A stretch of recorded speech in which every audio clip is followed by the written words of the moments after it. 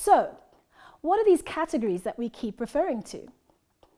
The South African Constitution outlines 4 categories of bills, and these categories affect how these bills are initiated and processed into laws. The first category is Section 74 bills, which are bills required to amend the Constitution. The second group is Section 75 bills, which are national bills that do not affect the provinces. Section 75 bills are often referred to as ordinary bills. The third category is Section 76 bills. These are bills that affect or relate to the provinces. The last category is Section 77 bills. These are also called money bills because they deal with appropriations, taxes, levies, and duties. But before we discuss how the process differs for each category of draft law, let's explore the lawmaking process more broadly. Once a bill is introduced in the National Assembly, the National Council of Provinces, or the provincial legislature, it is referred to the relevant committee for processing. This processing includes briefings on the bill, public participation, and detailed deliberations by the committee. If there are amendments to the draft law, various versions of the bill will be produced to highlight these changes. Once the relevant committee has accepted the bill, it will be debated and voted on in the House by MPs.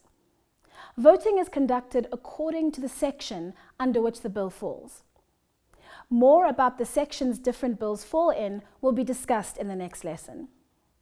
But remember, for most bills to be passed in the National Assembly, a majority of the members must be present, and a majority of those present must vote in favour of the bill. If the National Assembly votes in favour of the bill, it will then be sent to the National Council of Provinces for further consideration. The extent to which the National Council of Provinces engages with the bill, how they vote, and the number of votes required for the bill to be passed depends on the type or category of the bill. If the National Council of Provinces votes in favour of the bill, it will either be sent to the President or back to the National Assembly, depending on the section under which the bill falls. If the bill is sent to the President for final consideration, it can then be signed into law and become an Act of Parliament and a law of the country. If the President has reservations about any bill, it can and must be referred back to the National Assembly for reconsideration. If after reconsideration the bill fully addresses the President's reservations, it can then be signed into law. If it does not, the President may either sign the bill anyway or refer it to the Constitutional Court for a decision on its constitutionality. If the Constitutional Court determines that the bill is constitutional, the President can proceed to sign it.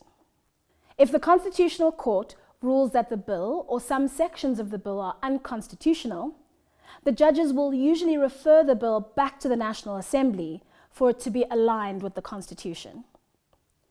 All of these processes and constitutional requirements that bills must follow to become laws ensure that the lawmaking process is robust and includes public participation and engagement at all levels.